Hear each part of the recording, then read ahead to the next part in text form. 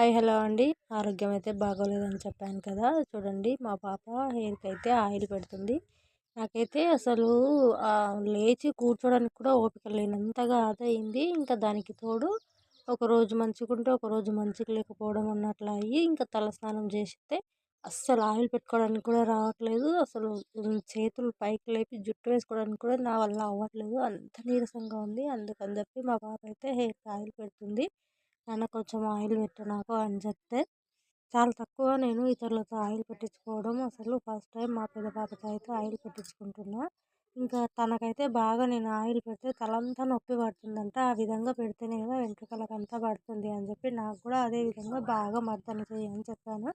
ఇంకా అయినా తనకేదో వచ్చి రానట్టుగా అయితే పెడుతుంది. పర్లేదనుకోండి. నా ఓపిక లేనితనానికి నా జుట్టంతా అసలు మొత్తం కళ్ళల్లో పడకుండా కొంచెమన్నా హెల్ప్ చేస్తుందనిపించింది. ఆడపిల్లలు అంటే భారంగా చూస్తారు. కానీ నిజంగా ఇట్లాంటి టైంలో ఆడపిల్లలు ఉంటే అమ్మతో సమానంగా అనుభవించొచ్చండి. Thank you.